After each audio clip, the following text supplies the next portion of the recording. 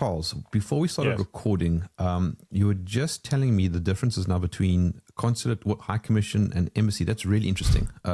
Just quickly go through that again.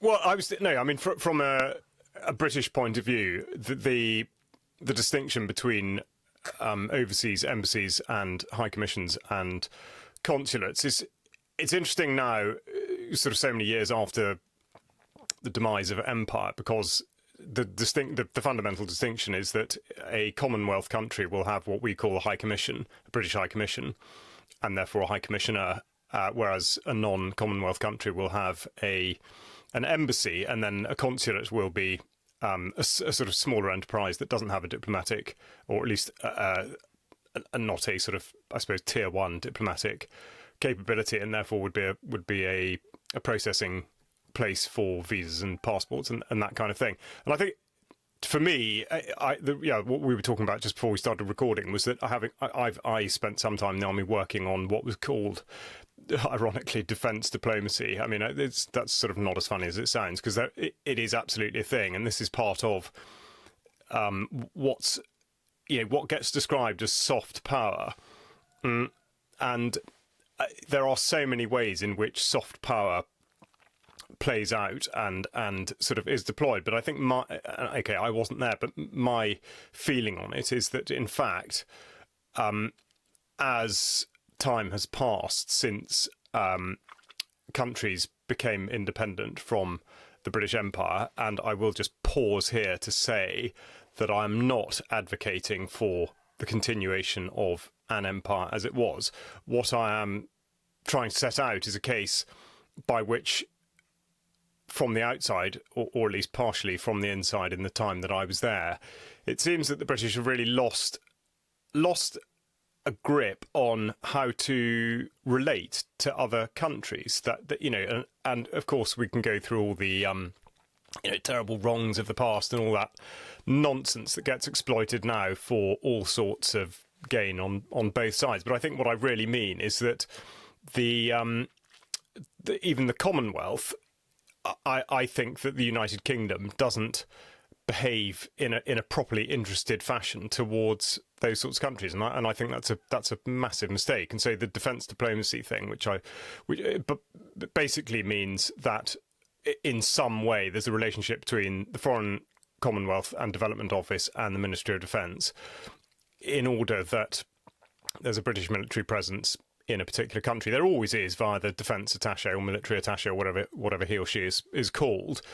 But in addition to that, there might be a team that's loosely attached to a High Commission, usually, because this is less so in countries where there isn't a Commonwealth connection. But that involves liaison with the host nation armed forces, and therefore the projection of what is described as soft power via training or sharing of information and this, that, and the other. And it's you can see how this comes into play. I mean, my experience of it was in mostly Eastern but a little bit Southern Africa, and it's evolved absolutely, for sure. But I think also, even in that arena, they've lost grip, and also it's a very competitive space. And I saw this, I'm going back nearly 20 years now, but I saw this the competition between particularly the United States and, in fact, funnily enough, the Nordic countries, in terms of presenting the greatest offerings to these nations in order that you would secure particular concessions to be able to do whatever it is. And then if you do then go and look at, as I say, in my experience, Eastern Africa, what happened particularly in Djibouti was very interesting, which was the Americans' first sort of foot on the ground, was the camp that they put in Djibouti. And then you look at how all the port infrastructure has sort of developed in that region around the Horn of Africa and all the rest of it. So it's a big topic, but it goes back to this, the idea that in some way, the Commonwealth is special. And of course, the one anomaly, the significant anomaly, it's not the only anomaly, but the one very significant anomaly, of course, is that Rwanda became part of the Commonwealth, having not previously been part of, what one might describe as the empire. So anyway, we could go on, but yeah, it's just an interesting point, and I think, like so many things, it's easy just to gloss over what seemed like not terribly significant distinctions, but I think they are significant, but perhaps not so much in the way that they necessarily should be. But you were just talking about, South Africa's relationship with the United Kingdom on that front, and sort of, actually, I'd be really interested to know now, particularly given South Africa's stance on Israel, how do you think relations are between South Africa and the United Kingdom? No, they're not as good as they used to be. But our relations with most Western countries appears to be deteriorating. I would like to just jump in here, Jerm, if I may, and say I need to just challenge a couple of things that Charles said there. Good.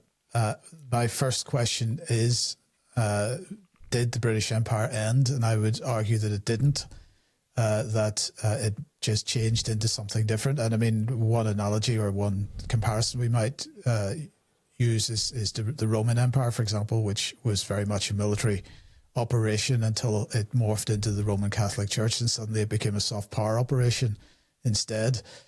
And I would draw some parallels there. But the other thing that I would just say is that I don't think we should ignore the wrongs, in inverted commas, of the British Empire. I think we should look actually a lot closer at those than perhaps we're willing to. And that is because the actual modus operandi of the empire as it was, particularly in the late 19th, early 20th, well, the late 19th century, let's say mid to late 19th century, we see the same types of activities, the same types of manipulations being used then as we see today. And actually to get an understanding of, I would argue, to get an understanding of the types of things, activities that we see from the so-called deep state, which is an expression of empire, that we need to be actually looking very closely at what the British Empire did and how it maintained its influence in certain countries.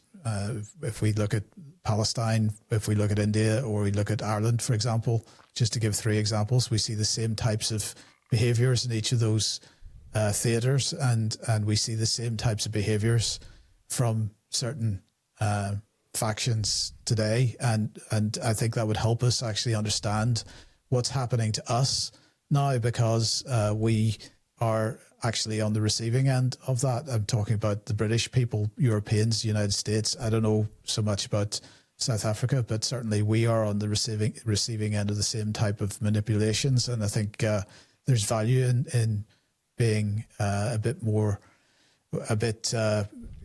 objective, or trying to separate ourselves from what we might see as not quite sure how to put this, but some kind of loyalty to Britain as it was at that time. I'd be interested in Charles's rebuttal of that. Yeah, well, I mean, good challenge. And I think it is very important to have challenge and to thrash this stuff out. I think, yes, of course, I do agree with what you're saying on both points. I mean, insofar as the empire having ended, I think what I mean by that, or rather, would I be right in thinking that what you mean by that is that in actual fact, the influence that pervades the countries that constituted the empire is, to all intents and purposes, still there? It just manifests in a different way. Is that what you mean? Well, that's part of it. Yes, absolutely. Okay. The Commonwealth is a soft power operation, and notionally the Crown is still head of the Commonwealth, but it is certainly, from a deep state point of view, it is certainly one of the channels that we influence the same countries that we were actually physically occupying at a certain point. And I would question the degree of independence that many of these countries or any of these countries have, because we still accept those countries still look up to, in a certain sense, Britain. Yeah. Okay. No. With that, I would totally agree. Yeah. I mean, I suppose it depends. How many layers one wants to consider there might be in terms of motivation and benefits, perceived benefits, on either side. If one's to imagine that the empire was supposedly benefiting the ruling classes and indeed the state of the United Kingdom during its pomp, then I don't know that one can suggest that the same could be said for the sort of legacy framework now. And I'm really only talking about the sort of the ruling classes part. In that the way I see it is that the communications and the dealings with countries that were formerly part of the empire and do have terrific resources and capabilities that could still be tapped into. I just don't see that that's being done effectively. I think that depends on what your definition is, because, I would argue that the British Empire was not about the ruling classes. The British Empire was about the City of London, the British East India Company. It was a financial corporate empire that made use of the resources of the state and the cover of it being the British state empire as to cover the activities, the corporate financial activities that were going on, and in fact the deep state was tied into that. If we look at what's going on today, I would argue we're seeing, the coming out of the shadows once again of the merger between state and corporation, and the merger between state and financial institution. It's again changing into something that maybe resembles a bit more of what was going on in the late 1800s. But if that's your definition of what the empire was, then I think what we're seeing today it looks a lot more like that than the idea that it was, pumping up the so-called oligarchy or aristocracy, whatever you want to call it. Mm-hmm. Yeah, okay. I think actually in either situation, though, what I would say is very stark. And funnily enough, we've talked about this before, but the one that, as far as the British were concerned, and I think we do have to be quite specific, because when you consider how other Western nations colonised, the modus operandi was different in each respect. But what characterised the British sort of colonial approach, or at least one of the defining things that enabled so much of what you described, was the development of infrastructure, in order that a lot of the things that had to happen, which did have a bearing on all the finance and banking things, was deliverable. And what is very, very stark, I would say pretty much without exception, is that post-independence, that infrastructure has completely and utterly crumbled, and that therefore has frustrated what one might regard as efforts to continue to benefit the City of London and the bankers, because you do still require things to actually work, and that's the bit that's been lost control of. And then well, I don't want to sort of confuse the conversation, but then it's interesting to look now at how the European Union has sort of inveigled itself in lots of parts of the world, and also China again, and the influence that China's brought to bear. UAE, there, lots of other countries have had the chance to, I would say, come in and to a great extent displace what the British might otherwise still be doing. So I would push back a little bit on that as well, because of course the infrastructure has crumbled in these countries, but infrastructure has crumbled in Britain and in the United States and in the EU as well, because of course we're in a transitionary economic period where we've abandoned the productive capability that we have, and therefore we don't need that infrastructure. We are turning ourselves into a digital services economy, and alongside that comes the totalitarian digital grid that we are all familiar with, and in fact the restrictions on travel, the restrictions on freedoms that are coming with that don't need that infrastructure either.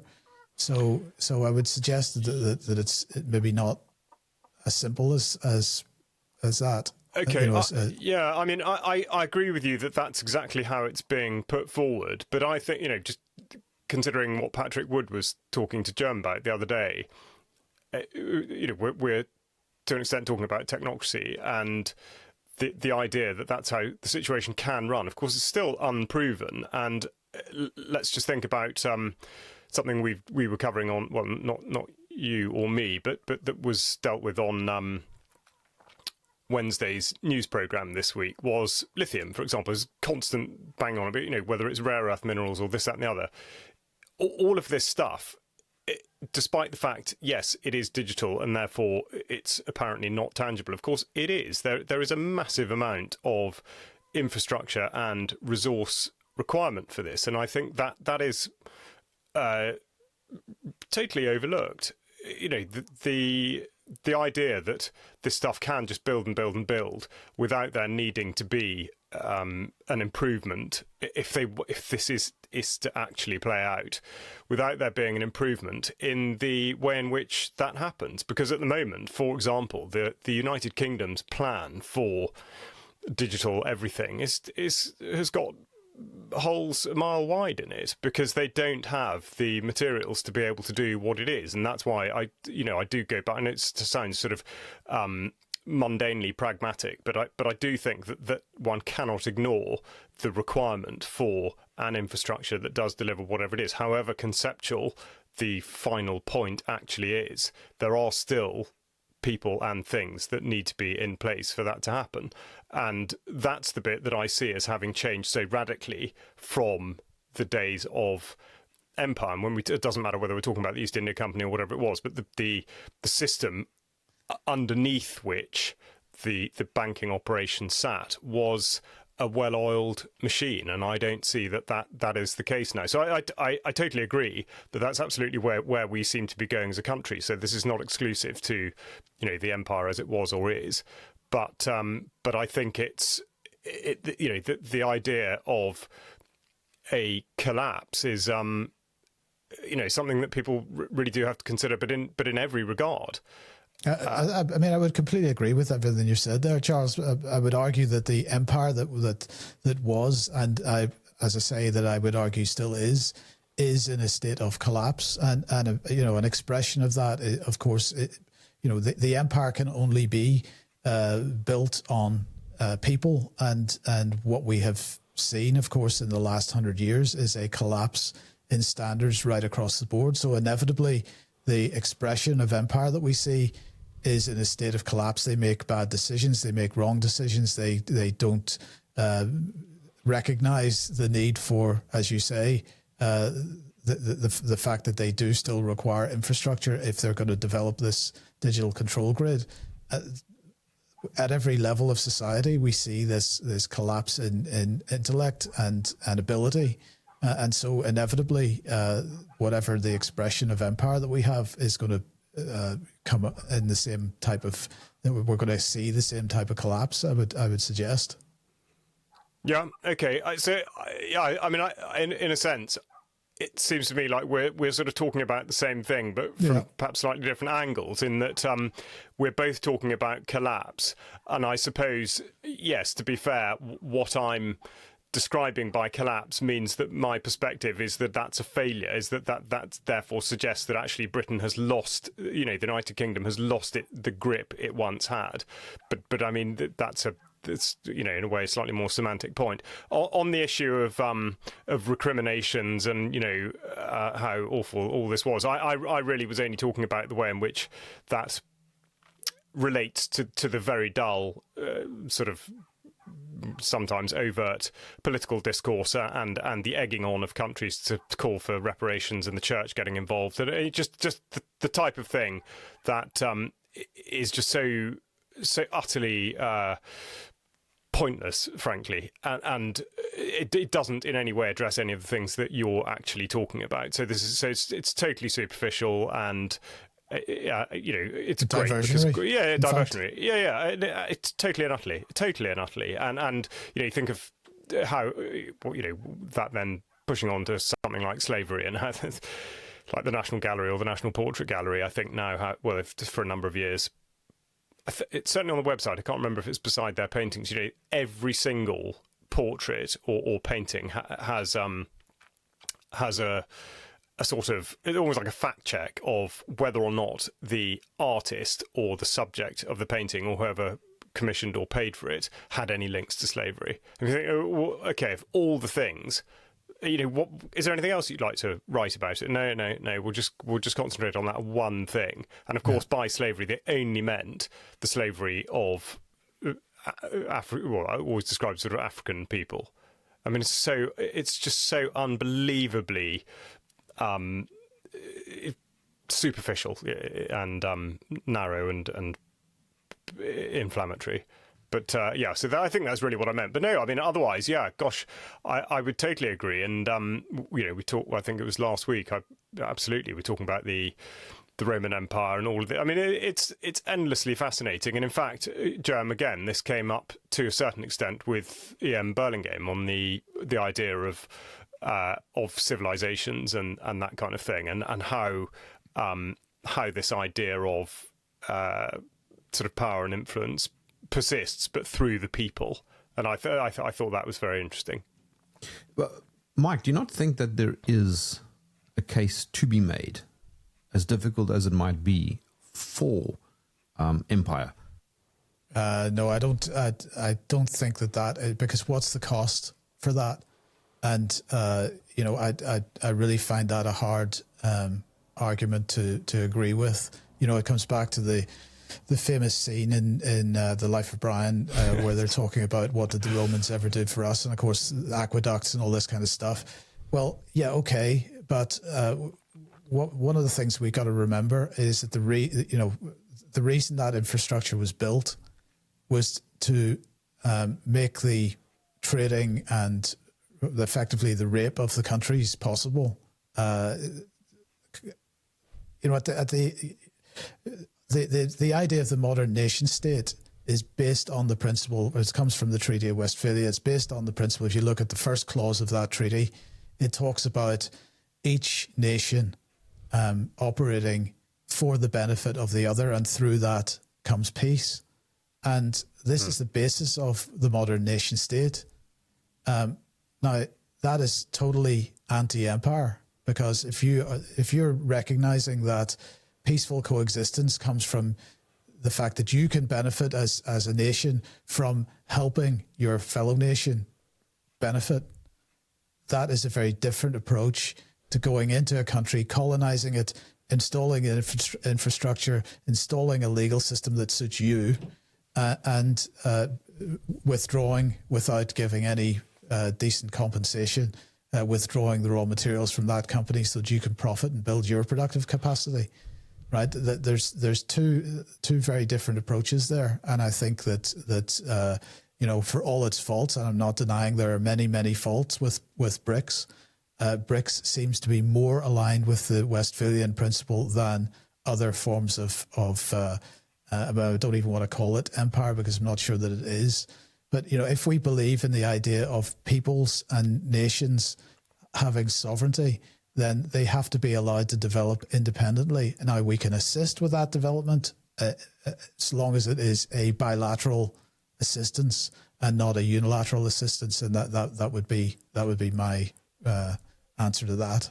This is a long conversation, but I think that there is strength in people who come from a common background and have common outlook, working as a nation. I mean, this is the whole principle of a nation. That's a lot of, that's where a lot of the strength that we have comes from, having a common basis for what we're doing, whether that's is at a family level or a community level or a nation level.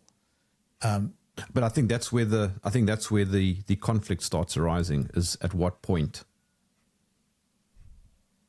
No, in what sense? Well, for example, China has 1.5 billion people. I mean, that's not even a nation. That is now just an entire civilization. But then you could compare that to, say, I don't know, Liechtenstein, which has what, 40,000 people. But that's based on the implication that people have to be managed, and you know that gets into a whole conversation about what our form of governance should be. But you know, I think that the principle that we're talking about here is one where we, no matter what size of organizational unit that we have, that we're looking at our neighbours and we're looking at them as friends, not in competition, that we've got to blatter them over the head with a big gun and make sure that they keep low while we rise to the top. That we can, that we can actually cooperate and function and recognise that other groupings, no matter what size they are, might have something to bring to the party, and that we can work together to, you know, and this comes back to this issue of whether we can actually outgrow the whole issue or concept of geopolitics and think more in terms of a genuine recognition of and a genuine respect for the differences that we have, and that those differences might actually bring solutions. But that only works if we are prepared to consider people from other countries or other groupings as friends, rather than people that are just trying to steal our lunch. Well, I was just going back to I don't mean to be too much of a pedant, but might use the word assist, and I was going to ask, what you're talking about, relationships between countries and the notion of assistance. I was just wondering what you meant by that, how you sort of see that. I can't remember what I said now. What? Okay. Annoyingly, I can't remember exactly what you said either, so we'll have to listen back on no, what Mike was saying. What Mike was saying is that instead of going into those regions, colonizing and imposing your politics and your beliefs, etc., you rather allow them to grow. And if yours is more advanced than theirs, then you assist. And so you're asking what I mean by assist? Yeah. Yes. Well, I mean, okay, cooperate, whatever term we want to use, but you know, the thing is that we're not going in with guns and saying, right, this is the way it's going to be. That actually we do have to respect the approach. So, you know, if a country that we consider to be, you know, a bunch of uncivilized heathens, if we view them that way, and therefore we have no respect for their wish to live in a particular way with a particular lifestyle, you know, then we may have a tendency to go into that country and say, no, this is the way you've got to do it. And if you don't want to do it that way, tough luck, because we've got the guns and you don't. This isn't the right approach. That's not cooperation. You know, it begins with respect for the culture that exists in another part of the world. And if the answer from them is no, then the answer is no, and we should not be wading in with our boots just because they have a particular rare earth under the ground. Okay. Yep. Good. The reason I ask is because, again, slightly going back to where we started the conversation, with regard to all the various projects that, in particular, the United Kingdom has running in countries all over the world under the apparent heading of assistance, and having been in a position where I've supposedly been providing that sort of assistance, my question, not just now but even at the time, was always to consider putting the boot on the other foot and imagining why it would be that people, wherever they may be, would consider that they actually want assistance and what the purpose of such a thing might be. And I would say, of course, I totally agree with you. I mean, the idea of just sort of tipping up somewhere and saying, right, we'll have that, and we've got guns, so just keep quiet, or indeed, die, make us an offer, whatever it is. I think honesty, frankly, and it should be no different from a transaction between an individual. If somebody has got sort of lovely carrots or marrows in their garden and you want them, and you say, right, well, I'd be interested in in some of those. What would you like for them? Why should we regard that just because we are supposedly, and I absolutely say supposedly, more developed, more civilized, more powerful, whatever qualification, that somehow gives us the right to first of all consider that we can get what we want, but also that we sort of have any kind of a right to do anything other than simply declare honestly to whichever not even a country, a region, whoever is controlling a particular resource that we're interested in. Why? And I appreciate this sounds hopelessly naive, but really to consider that anything other than saying we really like your X, Y, and Z. Would you like to enter into some sort of mutually beneficial agreement? And I think this goes back to what I've observed with the post-empire countries, is that bit. And okay, we of course, if one considers that all of it's to an extent intentional, then fine, that explains it away. But I don't think that is the case for absolutely everybody. Certainly not on the corporate spectrum, where actually maximising profits is what matters. But the cack-handed way in which people try to negotiate and make arrangements in order that they can try to satisfy both parties is just woeful. But it's so flipping obvious. You're quite right. You don't have the guns. You don't have the inherent suggestion that somehow you're better. But nonetheless, the without corruption, without the pouring of significant amounts of money into the pockets of people that shouldn't be taking control of it, very little of this would be possible, because the absolute lack of respect for the simple process of coming to an arrangement that satisfies both parties. And that is exactly where we should be with it. So going back to your question, Jerm, as to whether empire can be good. I mean, I don't see how. I mean, I said earlier that the British Empire was characterised, by a lot of things, but one of the great legacies has been the road, rail, shipping networks, which given the time at which they were done and the terrain and all the rest of it, are absolutely extraordinary. Of course, almost all now totally redundant and broken.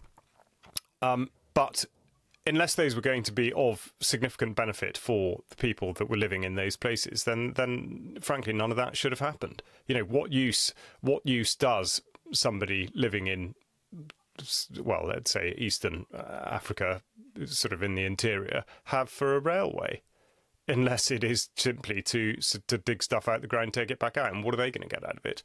Supposedly, education, voting. But of course, that's tax and control. So yes, I mean, I'm afraid to say I don't see that. I don't think there's such a thing as a sort of benevolent empire. And we go back to the idea of the Monty Python. What did the Romans ever do for us? Well, I mean, I think it's quite clear. Otherwise, we wouldn't be having this conversation. They laid the template. They set out the means by which all of these things can be done, and further carried out by others along the way. I mean, to an extent, the Normans, and that the baton was simply picked up in the sort of early or pre-Victorian period, and rolled out again. So the only well, in fact, Charles, you can let's pick a time in history where we start. If we look at the original Silk Road. The original Silk Road trading empire was, as far from the European side, was based in Venice and the Lombard area. This created a banking system which was known as the Lombard banking system. You go to the city of London now, you see Lombard Street, you see, and you see all these references back to that original Venetian empire. And so you can actually follow that as it moved westwards from Venice and through the Dutch and the Netherlands and the Dutch East India Company into the city of London and so on. So, this is it's a continuous process rather than sort of an empire collapsing and reforming somewhere else. It has moved across the world. So it's ended up in London, and now it's sort of headed, in more recent decades, headed west, so that you can't ignore the Wall Street part of that as well. But nonetheless, it's still there as it was. Yeah, no, I mean, I would totally agree. I mean, I'm simply talking about sort of rehashing the same template. I'm not specifically saying that's British, but I mean, no, it's fascinating. I think when one examines it in those terms, it's everywhere. It keeps rolling. Yeah, but I just I don't see that that one can ever say there are perceived benefits for the whatever they're called, the sort of the victims or the nations that end up having this superimposed on top of them. And I mean, but Jerm, I mean, do you have sort of examples? Just before you ask Jerm this, I'd just like to make one other point, and that's this whole issue of British, because a lot of people, of course, get very sensitive about once you start accusing, because maybe we're British ourselves, we sometimes get upset about it being attached to the word British. And I just want to, before we move on, make the point. There's quite an astute observation by David Scott, and that was that we have an occupying power in this country, and we should perceive it as being parasitic in nature. So it's not British. It's not an expression of the British people. It is something that has been imposed on this country at this point in time. And maybe if we recognize that, we can begin to think about ways that we might want to deal with it. Sorry. What was your question, Charles? Oh, just whether with your question about empire and there being any benefit from it. So I was just wondering whether you had a sort of counter, whether you could see a way in which it can work. I largely do agree with your comments. I was obviously asking for the sake of devil's advocate. Yeah. However, and this is obviously perhaps a more personal tug of war, but I am a result of effectively the British Empire's expansion. My parents too, and my grandparents, and in fact the entire Afrikaner nation, if you think about it. And so if there are no perceived benefits, then it kind of negates quite a lot of stuff that matters to us. Now, things are what they are, obviously, and you can't reverse anything. So then I guess the conversation comes around to what happens next. So South Africa, for example, is no longer part of the Commonwealth, but I think Canada and Australia still are. Should they, in essence, disconnect from the Crown? I think that's not a question that we can answer. That is something which is absolutely for the people of those countries. But I mean, on the, I'm also a product of that expansion in a sense, because I come from Northern Ireland, Presbyterian family. We were sent there as part of various settlement operations in the. In fact, I can't even remember exactly when our family ended up in that country. But the point is, you're asking where does that leave you? And I think this is a tricky thing. I think it becomes what we're seeing in terms of the sort of pressure for reparations, or the pressure for the pressure on the Afrikaans nation within South Africa and so on, is just a continuing expression of the same types of divide and conquer tactics that we've seen from empires in the past. The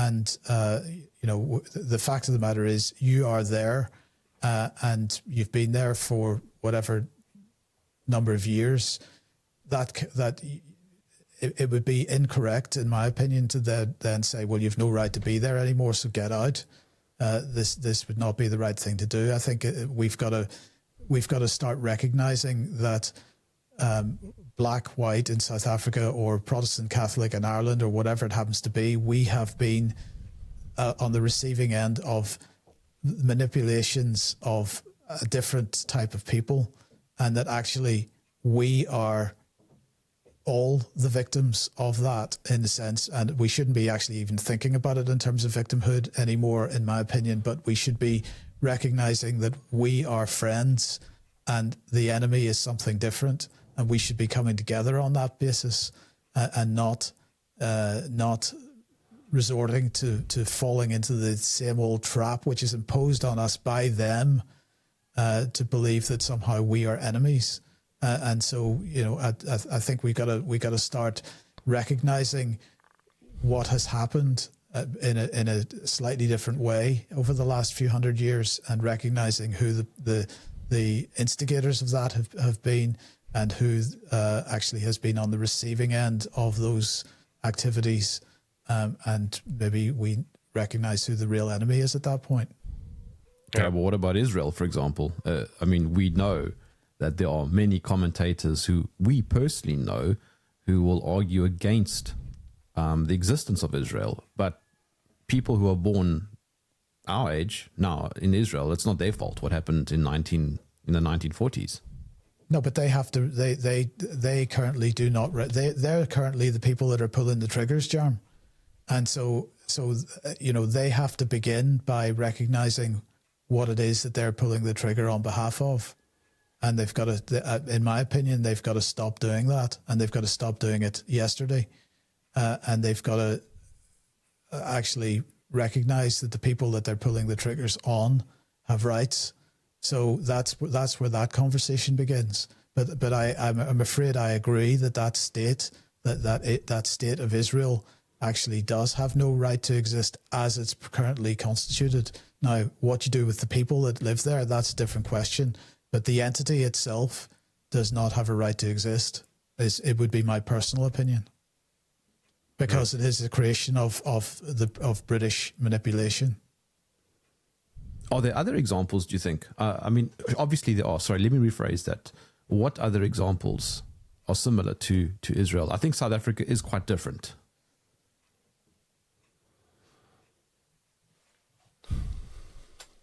Because we are talking about empire and the expansion. No, you could look, Jerm, you could argue that every border in Africa was a creation of empire, and that it's all fake. I think that there is very much an argument for saying to people, well, this border was drawn in order to inflame tensions between peoples, tribal groups, whatever it happens to be in Africa.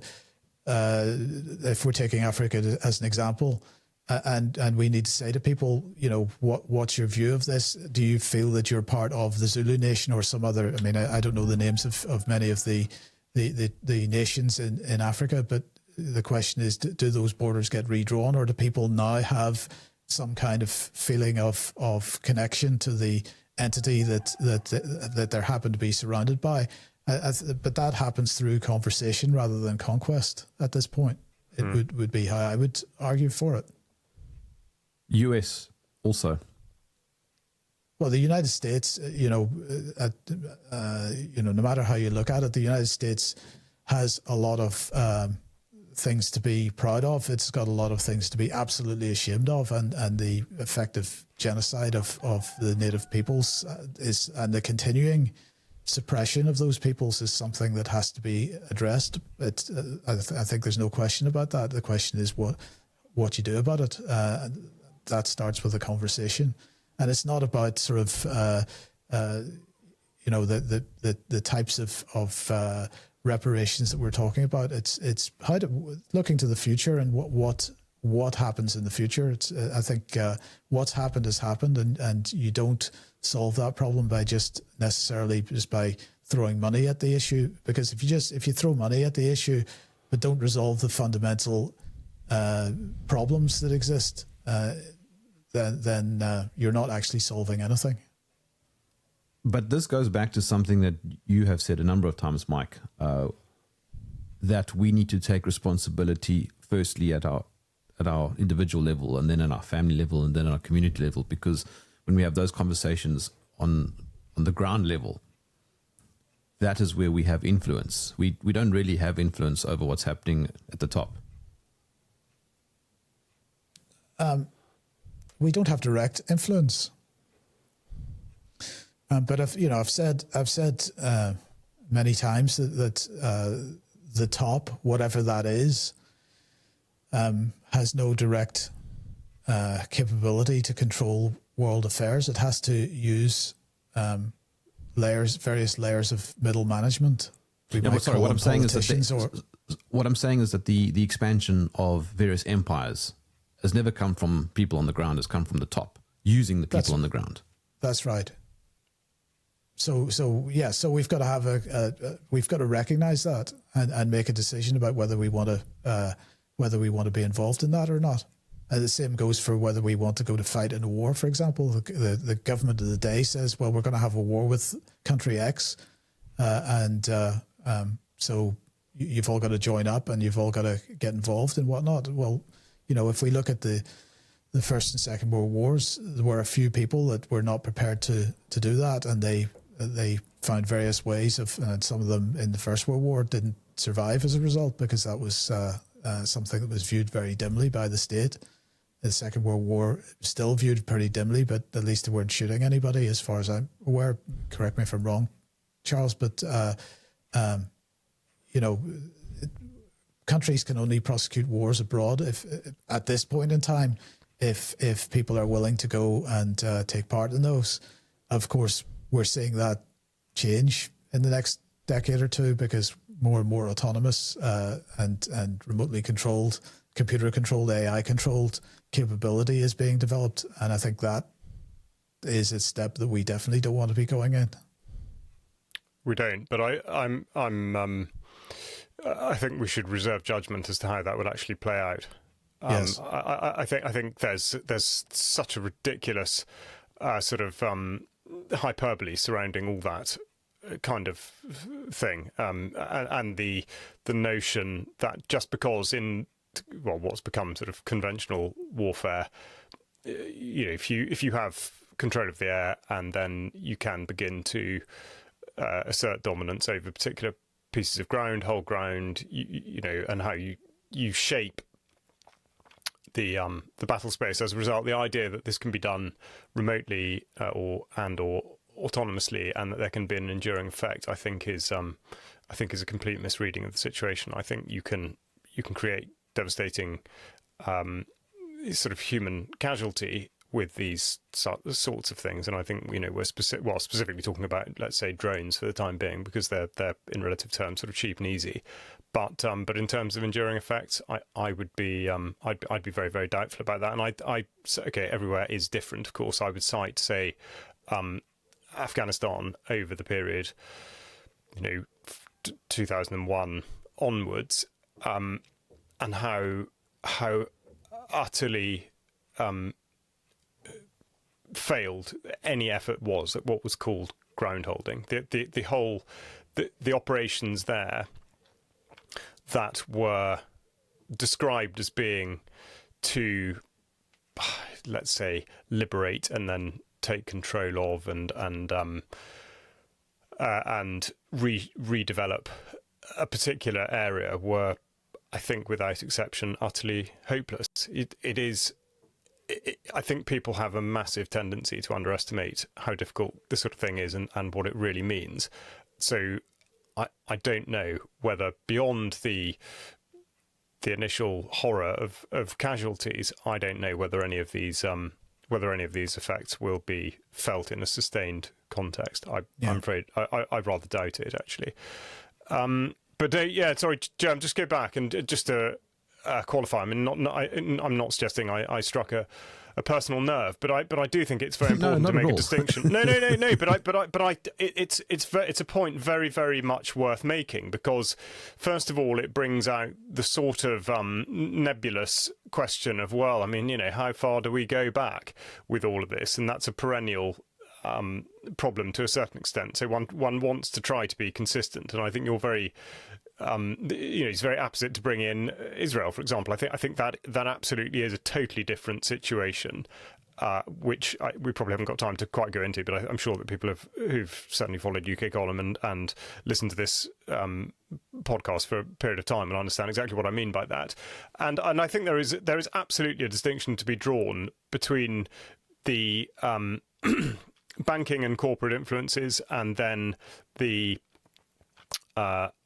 state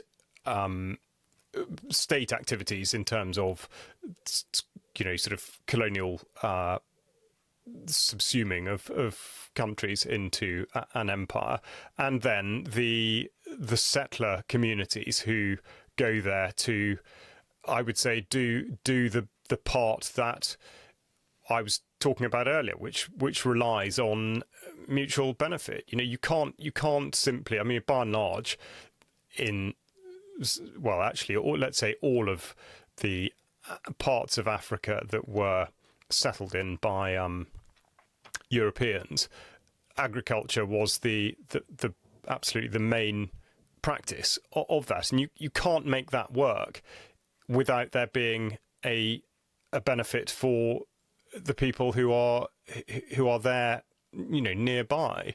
So no, I do, and I don't mean to sound inconsistent, but I do absolutely make a distinction for that. And okay, yes, to an extent, I'm motivated to say that by my own, personal experiences insofar as how I've seen it play out, and from having spent, admittedly not in recent years, but having spent some time in South Africa, in a few parts of the country, and seen the relationship between the progeny of those settler communities, effectively the relationship between white and black people, with which I have absolutely no issue. I mean, we're always going to be able to find exceptions to that, but the way in which those people rub alongside each other is it is fantastic. I mean, it's heartwarming, and I don't mean that in a patronising sense. I mean, I'd be equally delighted if white people in the United Kingdom behave like that towards one another. But there's such a level of sort of mutual love and respect, and I've seen that all over, sort of southern and eastern Africa, where there are these still white, the today's iteration of white settler communities, and they would not have been able to survive had they not been acting in such fashion that meant that their operations were working and perceived to be working in the eyes of people who, let's say, had been there first. But as I say, then we're falling into the, well, how far back do you go thing, because ultimately we've all come from somewhere else. So I think that's worth saying. And also we do have to be quite specific about these things, because funnily enough, actually a conversation I was having yesterday was about just kind of interesting distinction between, say, the way that manifested in Africa as opposed to in India. There is a popular, in terms of people, there is a legacy in, say, India, but it's completely different. The Anglo-Indian community is not in any way comparable to what has remained in Africa, and that is a sort of talking point. It's an interesting thing. So I don't think one can be generic or universal about any of these things. So to be very specific about South Africa, no. I mean, you can point to isolated incidents, but no. I mean, essentially, I see no issue with the settler practice and mentality. And I'm sure there will be people who will react against that, and that's completely fine. But that is the way I see it. Just quickly, as we're coming for a landing, nice way to circle back to the start of the conversation. We were chatting about embassies and consulates, etc. Charles, do you think that that countries should have visa applications? Hong Kong, for example, doesn't require a visa for most countries, but like coming to the UK, I have to apply for a visa, which means that I can be rejected.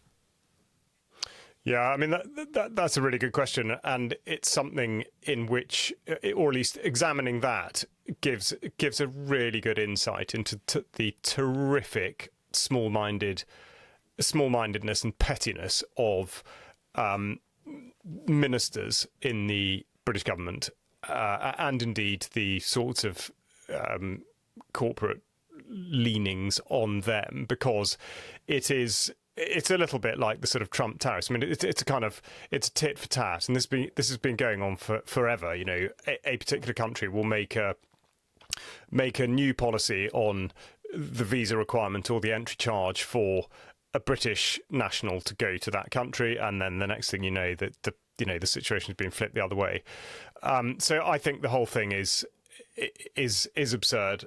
No, I personally, I don't think there should be any requirement. I mean, I think we know now, without biometric guff, it is perfectly possible to keep a record of somebody that goes into a country when they go across the border, and to put you through the process of all that investment of sort of time and effort to say that, yes, we think that it's appropriate that you come here and all this. No, I mean, I think that's completely wrong, and that in a way that goes back to the heart of what we're talking about, which is this element of there being mutual respect between countries. And what does that say? What does it say if you're saying to one country, yeah, come on, in you come, we're not going to check anything, do what you like, and then to another you're saying, no, we're going to do our level best to keep you out, but we still want to have access to all the good bits in your country. I mean, that's a